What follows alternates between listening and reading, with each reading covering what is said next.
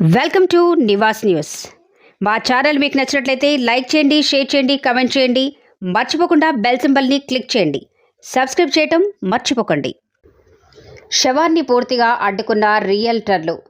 మందమరిలో అత్యంత దారుణమైన సంఘటన చోటు చేసుకుంది. శ్మశాన వాటికను కబ్జా చేసి ప్లాట్లుగా మార్చిన వైనం. పక్కనే అష్టలక్ష్మి దేవాలయం నిర్మాణం అయినప్పటి నుండి శ్మశాన వాటిక మాయం. మంచిర్యాల జిల్లా నివాస్ న్యూస్.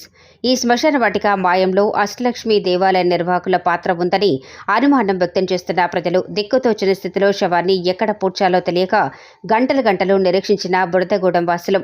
గత కొన్ని నెలలుగా మందమరిలో అతిపెద్ద సమస్య బురదగూడెం శ్మశాన వాటికది. గత 70 సంవత్సరాలుగా చనిపోయిన వారిని పూడ్చిపెట్టిన బొందలు, సమాధులు ఇప్పుడు కనుమరుగైపోవటం. అది శ్మశాన వాటిక కాదు, మా పట్టాభూమి అని కొందరు భూ యజమానులు అని ముందుకు రావటం బురదగూడెం వాసులను దిక్కుతోచిన స్థితిలో పడేసిన వైనం. చివరికి ఈ సమస్య శాసనసభ్యులు వివేక్ వెంకటస్వామి దృష్టికి వెళ్లటం, ఎమ్మెల్యే అధికారులను పిలిచి కబ్జాదారులు ఎవరైనా చట్టాన్ని ఎవరు అతిక్రమించినా కఠినంగా శిక్షించాలని అధికారులకు సూచించి ప్రజా వ్యతిరేక శక్తులను పలుమార్లు హెచ్చరించిన చెన్నూరు శాసనసభ్యులు వివేక్ వెంకటస్వామి ఈ సమస్యకు పరిష్కారం ఎప్పుడు దొరుకుతుందో అని ఎదురుచూస్తున్న పట్టణ ప్రజలు.